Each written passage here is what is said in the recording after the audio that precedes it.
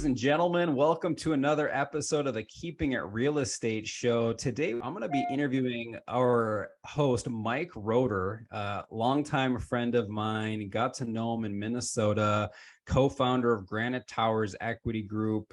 We're just going to talk with him and get inside his mind to better understand just what it took to go from a full-time high net worth insurance agent to now a full-time multifamily investor. And as I said, I've known Mike since I was 10, 11 years old. We got to know each other snowboarding at a local ski resort in Minnesota, central Minnesota, where we both grew up. I just really admired Mike's integrity and just level of honesty and character. And he was really a great snowboarder. That kind of drew me to him as well. I wanted to get to know this guy who could backlip and do these different tricks and flips on the mountain that I couldn't do yet. So that's kind of how our relationship started. So Mike, just want to welcome you to the show. Yeah, I'm excited to be on the show today as a guest, and yeah, excited to see how this interview goes.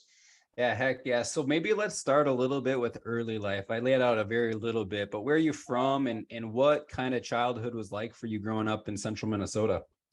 Yeah, so as you stated, Dan, I grew up in central Minnesota, a small town called St. Cloud. Dan, you weren't too far from there. And, my youth was all about friends and sports. And, it's kind of funny looking back, I was in all the regular sports, football, baseball, wrestling, you name it. And I truly didn't enjoy them that much, but I did them because all my friends were in them. And I didn't want to, lose out on that time hanging out with friends.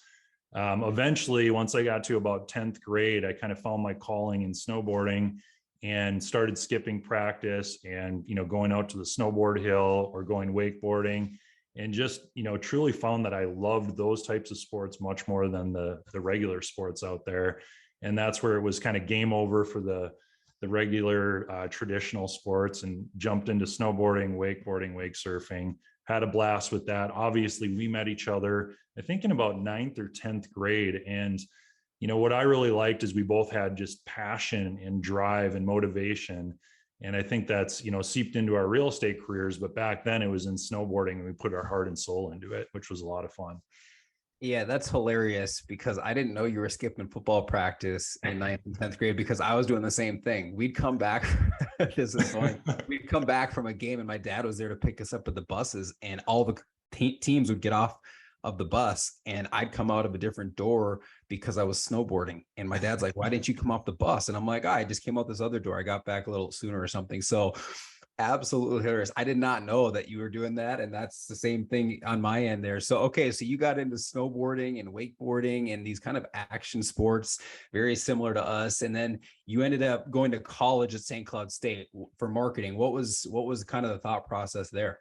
I did. So when I was growing up, it was pretty much a must in our household that, that was kind of the mindset. You had to go to college to get a good job. So that's what I planned on doing.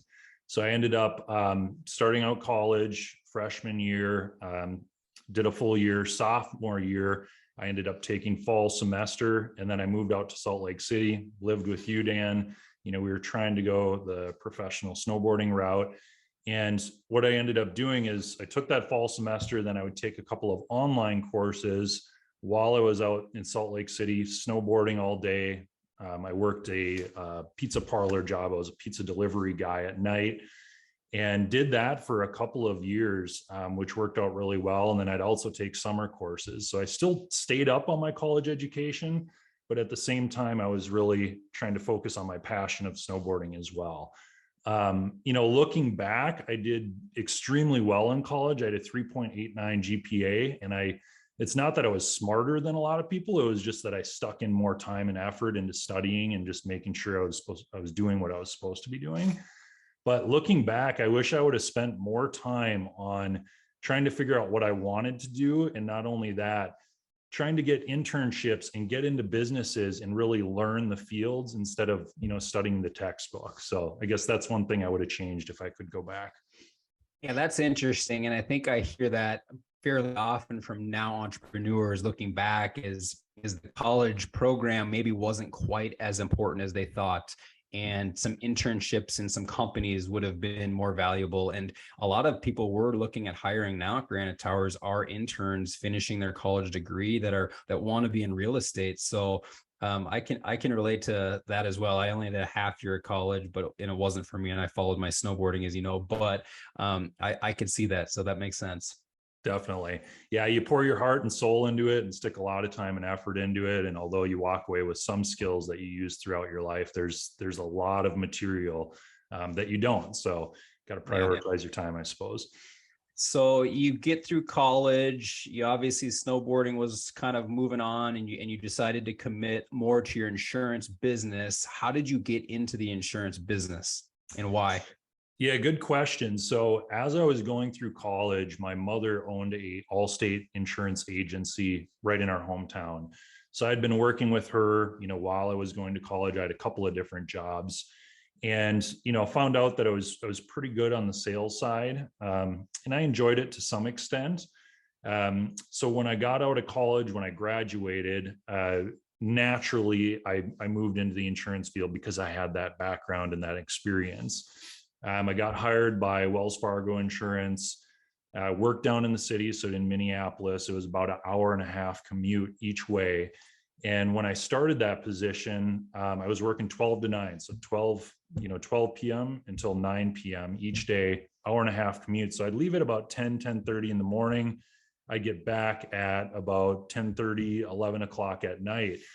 So it's pretty long hours. And I know there's a lot of people out there that work, much longer hours than that, but it was kind of a hustle. I enjoyed it.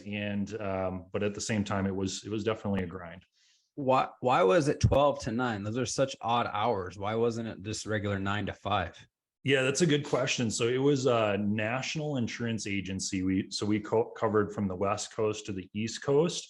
So they needed people to be working throughout the day up until 9 p.m. because they wanted to cover all time zones until 7 p.m. Central.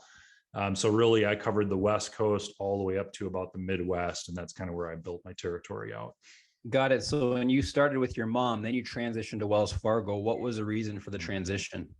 Yeah, it was definitely pay. So at my mom's agency, the pay was a little bit lower. She couldn't bring me on full time, and the pay was pretty decent at Wells Fargo Insurance, and there was quite a bit of opportunity there. And looking back, I did really well, but at the same time, they kind of put the golden handcuffs on you, and I stayed there for almost 10 years, so almost a decade. Yeah. When you say golden handcuffs, what do you mean by that?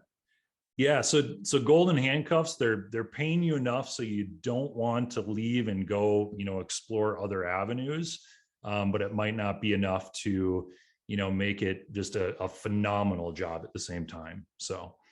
Gotcha. Okay, so you're working at Wells Fargo. How long are you at Wells Fargo for? And what kind of, I guess, other side hustles you sound, because I think that's when you started to do some single family real estate on the side, but what kind of time frame were you at Wells Fargo for? Yeah, so I was at Wells Fargo for, I believe it was about 9 years, and then I transferred to a couple of other agencies. So it was a pretty significant amount of time. And how I got into real estate, we house hacked our first house. So Brianna and I, she's now my wife. She was my girlfriend for about 4 years at that time.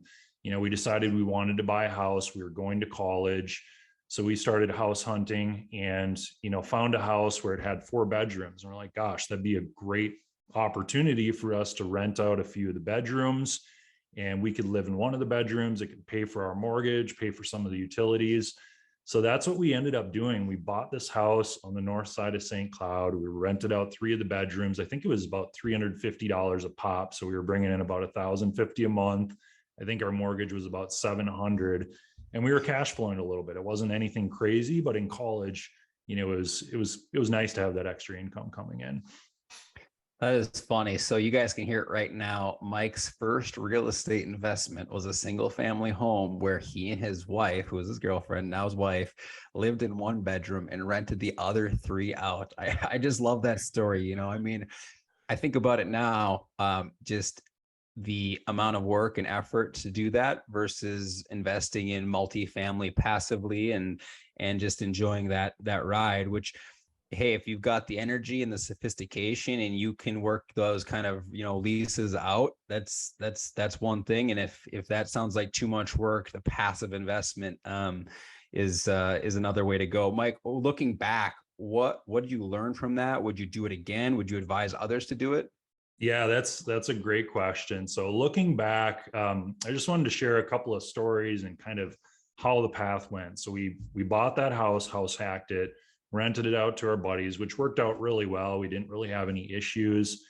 Turned that into a full blown rental, and then we did that. And then we bought a couple more single family rentals. And I was self managing all of our single family rentals. We lived about 45 minutes away, and couple of issues with that. So first off, it's great when you have a good tenant, but it absolutely sucks when you have a bad tenant.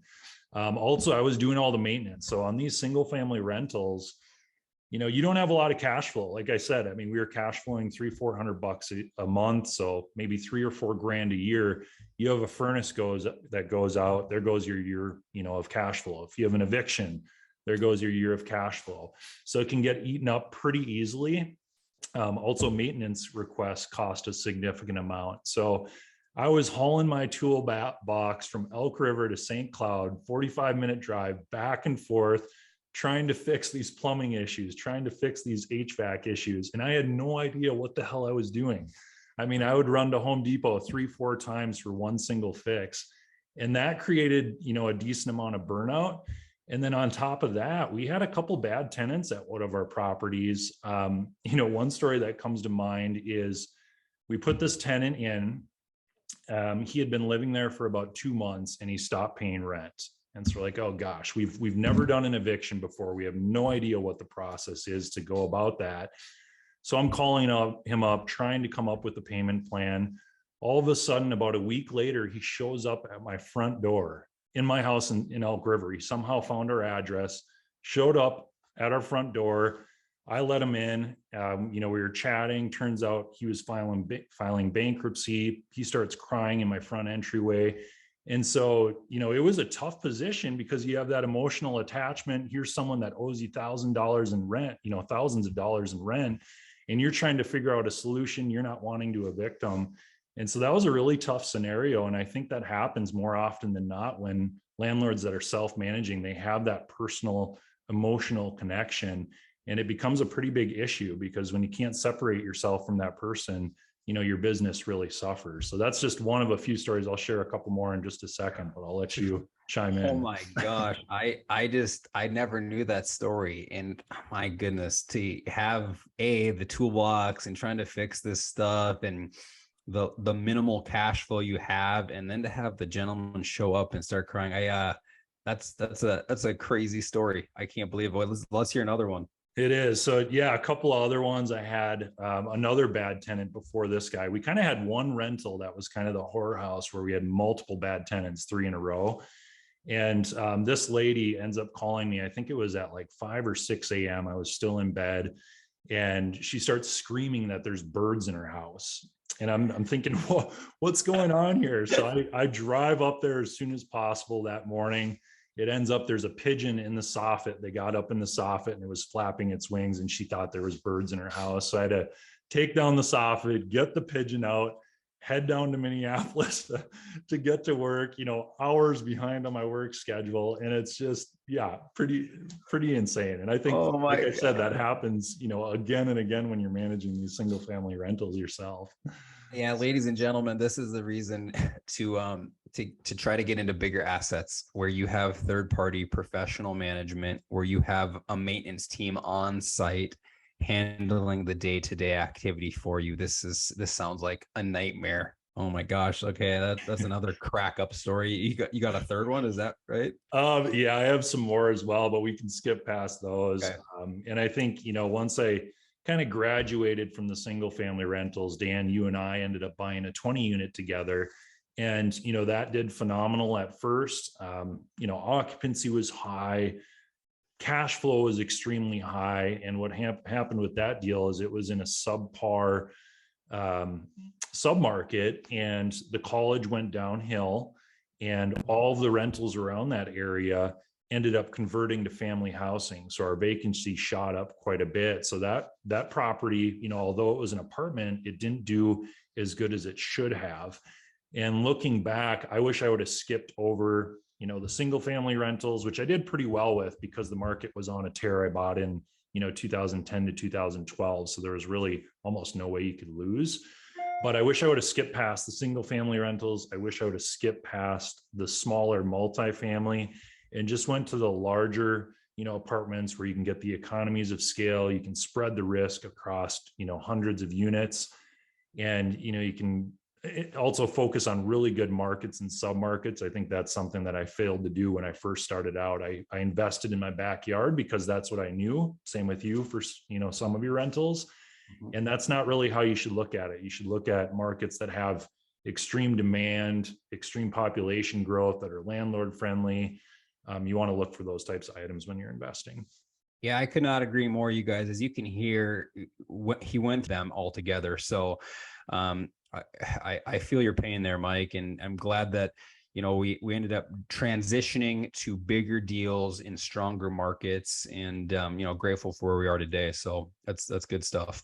Definitely. And when you mention, the school of hard knocks, I think that's across any facet in earth. So, you talk about your career, you talk about investing, you talk about school. I mean, regardless of what you're doing, you can go through it, the school of hard knocks, or you can learn from someone that's done it before and that's been successful. And, circling back to my insurance career, I ended up doing really well in the insurance career. Within the first 3 months, I was one of the top, 15 agents out of 150 agents. I ended up getting to that, top 2 agents in the whole agency, for the next 9 years. And one way that I did that is I basically had the top agents mentor me. And that's not something that the agency had set up. I just saw what they were doing, saw the numbers they were putting out, and said, hey guys, can I come and sit with you, once a week and listen in on your calls, see your systems? And they were more than happy to do that. And so I was able to implement all the systems, all the relationships that they were building out, their processes. And that allowed me to be successful in the insurance agency world. And, the same goes for real estate. I mean, we found a mentor. We have a lot of people that mentor us that have thousands and thousands of units, and that's allowed us to be really successful in that arena as well. Yeah, that's huge, you guys. You just heard it right there. I know Mike from growing up. He didn't have any, silver spoons. Nothing was given to him. He grew up in central Minnesota in a pretty middle class sort of lifestyle, and you can see how he took the time to get around other people who were crushing it and just asked them for help. And I can tell you right now, for people who are doing well, and someone who is eager to learn and comes across the right way and is eager for more information to better their game and increase their skill and knowledge, 95% of the time, people are going to be willing to share that information. So I think that's something that if you're struggling or you want to move up and you can find somebody around you who's doing it better than you or who is getting results, and you can verify those results are real, go and associate with that person and just have a real honest conversation with them and just share, hey, I'm trying to do this better. I see you're doing it. Can you help me? So Mike, I don't know if anything else to add to that, but I mean, you touched on it pretty well. I think mentoring and working with successful people will catapult you to a whole new level. Yep, exactly. And there's a lot of people out there that are more than happy to help. I would just say, if you're asking someone to help you, try to provide some value to them as well. And going back to the insurance field, I mean, that's something I did. If the, top agents were out of the office, it's like, hey, let me know if you need an insurance policy issued or something done. So that way you're creating some value for them in return for what they're giving to you. Yeah. What other sort of, I guess, maybe characteristics, was it beliefs, consistency, persistence, hard work? What other values do you think you had that kind of helped you stand out to move to be number 2 in the company in a relatively short period of time? Anything that you saw that was kind of a standout thing? Yeah. So I would say, first off, modeling what the best agents were doing, obviously, like we just spoke about. Also, just the work ethic. I mean, I would typically be the first one in the office for my shift. I would be the last one out. And I would also outwork everyone while they were on the phone. So, couple of things that I did. Every day we'd have a half an hour to an hour lunch. I would scarf down my lunch in 5 minutes, and I'd be on the phone the rest of the time, and I would actually log out. So Wells Fargo made you log out of your phones. So that way, they could prove that you were taking your hour lunch. Well, there was kind of a little glitch in the phone system where you could log out, but you could still make calls. And so I would be making calls, hammering the phones during my lunch hour. They would also, and they were crazy strict. I mean, after you get done with your shift, they would only allow you with about 15 minutes of overtime each day. So I would take advantage of that 15 minutes. I would also come in, a half an hour to an hour before my shift where I wasn't getting paid my salary, but I was still working on the insurance documents, on the insurance sales, before the hour started of the day. So I think that was a big one. And then also just being efficient, creating processes and systems. I would create templates in certain ways to do business where it maybe cut down my time by 20, 30, 40% of what other people were doing. So I could do the same job and do it really well as others, but I could do it in, maybe 50 to 60% of the time that they were sticking in. So that really made me stand out as well. Dude, I love it. These were some of the things where when I was getting to know Mike better, I'm like, this dude is unique. He has some very unique traits that drew me to him and wanted me to hang out with him. And I mean, you hear it right there, work ethic, just outworking everybody, and, wanted it, here he's finding ways to work the Wells Fargo system to be able to provide more value. I mean, is that a little bit unique? I mean, no wonder you start to have people rise to the top when you start doing these sort of tasks and start behaving that way. And then as far as efficiency goes, I can say our company runs far more efficiently because of the stuff Mike's talking about right here, creating systems and adding team members and I mean, a variety of things. So I love that. So as we're talking here, you're selling insurance, you're moving to the top, you're doing great. Was there a pivotal moment where you were still selling insurance and then you realized you wanted to do real estate full time? And then, when was that and kind of how did that unfold? Yeah, great question. So I think it was, I was doing insurance at the time, but as soon as I turned my first, single family house hacked home into a full blown rental, I decided, gosh, this is a great way to build up passive income and to eventually replace my income that I'm making at this insurance gig and get out of the corporate field, be able to retire. So I put a goal into place right there and then that I wanted 100 single family rentals, which is no small feat looking back. I mean, that's a lot of work to do 100 transactions. And I got up to a handful. Obviously, you were doing, apartment complexes, and we were discussing. And I remember having a conversation with you, Dan. It was out at a restaurant out in Portland. And I think it was Brianna and both of our birthdays. We share a birthday. And so we were celebrating that. And I remember you saying, why don't we start, doing this together? Why don't we go out and buy an apartment? And I was hesitant to it. I like doing everything myself. I feel like I'm an entrepreneur at heart, and a lot of entrepreneurs think that way.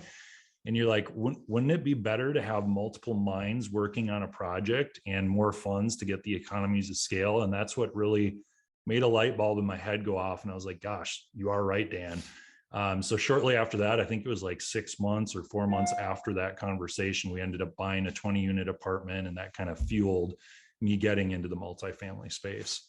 Yeah, that's why I like being a business owner with others, is you're all in this together. You're all moving the ship together, and everyone's going to have different strengths. Everyone's going to have different weaknesses. And how do you bring the team together to create this synergy where you can do far more, as a team? The quote is, what's the quote? If you want to move fast, go alone. If you want to go far, move together. Yep. And I think that really signifies entrepreneurship. So that's really great. I love that. So you went from 20 units to 2,200 units. How did you do that? How did that look? Yeah. So, as I stated before, we bought that 20-unit apartment complex in central Minnesota. We then bought an 8-unit right across the street, and we merged the properties. So it was then a 28-unit apartment. And at that time, I think you had some more funds to invest. We were just investing our own funds. So myself, you, Dan, and then we had one, a third partner as well. At that time, I was out of cash. So I I had utilized a home equity loan. I had utilized on a couple of our single family rentals, 401k loan for my 401k. So I'd kind of, exhausted a few different avenues in addition to the disposable income that I had in my bank account. And at that time I was thinking, gosh, how can we keep this going and keep buying multifamily properties and increasing that cash flow without having to wait, 2-3 years before we build up, another amount of money where we can buy a property. And that's where we found syndication. We had quite a few people asking us how they could get involved because our multifamily properties were doing pretty well. And so I remember we were looking at properties in central Minnesota to buy under the syndication model. So syndication is where you raise capital from passive investors that are looking to funnel their funds into real estate, but maybe they aren't looking to do the day-to-day operations. And then we as general partners, we're putting together the team, the business plan, we're finding the property and putting it under contract. So we ended up finding a mentorship group down in Dallas, Fort Worth that specialized in that. It really hit home with what we were looking to do. We joined that, ended up doing a 45 unit apartment syndication in Western Wisconsin. We bought it for 2.1 million. We ended up selling it a few years later and, ended up achieving about 100% annualized return on that project. And that's what kind of got us started. And from there on, we scaled up to, about 2,200 units now. So, after hearing that, you guys, I just want you to hear there was a lot more that was going on. Mike makes it sound like it happened quickly and it was easy. And although it probably was quicker than some companies have grown and slower than some as well, but there was a lot, I'm telling you, a lot of challenges and a lot of changes we had to make internally at our company as far as how do you underwrite a deal, what markets are you going to be investing in, who do we need on our team, what kind of debt, how do you raise capital legally, and learn all that. So again, going back to what you stated earlier, what Mike was talking about with insurance and scaling up was getting around successful people. Same thing here is getting around those successful people to really change the way you think, change your pace, change everything you're doing, because whatever you were doing before that wasn't getting you the results you needed to have to scale the business properly. Exactly. Yeah. There's a lot that goes into it. Like you said, there's a lot of networking events that you're going to, modules that you're going through to learn the business. There's also the school of hard knocks. Even though we had mentors, we did our first project, just you and I, Dan. And I think I like that a lot of people are now, passively investing first and getting to know the business that way, or they're partnering up with people that have done thousands of units. If I could take back time, that's probably what I would have done, before we even jumped into some of those projects by ourselves. Yes. Yeah. So looking back, hindsight, what would you say to investors who are either trying to get in or trying to just increase their passive income? What would be the right path based off of everything you know now? Yeah, so I would say it depends on what you're looking to do. So if you're looking to jump into real estate investing full time and do this as a career where you're sticking in 40, 50 hours a week, I would strongly recommend, trying to find that partner that has thousands of units that, maybe they take a good majority of the first few deals and you can learn from them. I think that's a great way to get into the business. But I think there's a lot of people out there that have careers where they're happy, doing what they're doing. It's not like they want to quit their job and be a full-time real estate investor and kind of deal with all those, issues and items that you have to put into place. And for those people, I would strongly recommend trying to get into the passive investing into multifamily, maybe some other asset classes if you really study it and become educated in those fields. But when you do passively invest, you need to vet the sponsorship team. Syndication has become more and more popular, throughout the last 10 years. There are a ton of syndicators out there that are putting projects together similar to what we do. And I think you just need to vet the team and make sure that you're extremely comfortable with the team that's going to be asset managing the project. And then also the market that they're investing in. Looking back, that's another thing I would have done differently. There was a couple of markets that we invested in where I wish we wouldn't have. I wish we would have focused on those markets that were landlord friendly, that had the business and population growth, that were big enough to have multiple good third-party management companies and contractors. That's the second thing that I would have taken back. Yeah, I just want to echo that, the team, the general partner team that's going to be guiding the investment and overseeing the direction of the asset is everything, ladies and gentlemen. If you don't know that general partner team, take your time, get to know them, get on calls with them, see some of their current deals they're bringing out to their investors. You can listen in most of the time to these private Zoom meetings where they're sharing a deal they may have, and you don't have to invest in the first deal. What's their track record like? If they're not able to share your track record, maybe even some investors that have been with them in previous deals, that's good information. And then, like Mike touched on, the markets, my goodness, the market of where you buy an asset is going to dictate the direction of that asset, and having a good understanding of where the market is and what's coming in the future is critical. So I think those points were huge. Yeah, it really is. And going back to vetting the general partners, I think there's a couple of additional items that you can do. You can ask for referrals and actually call and email those referrals, see how, those investors that invested with this general partnership group have done and how the communication has been, and just overall, how satisfied are they, with the general partnership team. And then I also think, just honing in on how busy the general partners are, because there's a lot of syndication groups or investors out there that have a full-time gig. They might be, working 50, 60, 70 hours a week on their corporate career, and they're trying to do these apartments on the side. And if you don't have someone that's dedicated to asset management, whether it be someone on your team or yourself, the properties are probably going to slip pretty quick if you're not able to give them the time that they need. So just make sure that they have enough time to properly asset manage.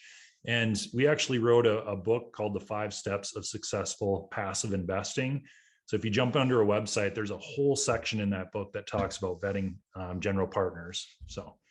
Yeah, I'd echo that book. That book is very, very good for people who are learning about how to invest passively. So, Mike, I just want to tell you how much I appreciate your friendship and being a part of our business and working with you on this. It's been such a great ride, and looking forward to the future, and appreciate you coming on and sharing kind of your story of how you transitioned from full-time insurance agent to a full-time real estate investor. Any final kind of closing words? Thanks. Anything you want to share?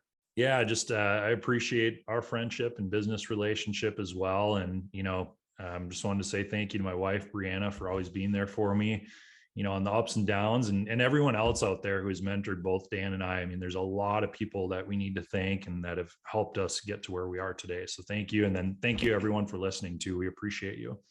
Couldn't agree more. Thanks, you guys, and we'll talk to you soon.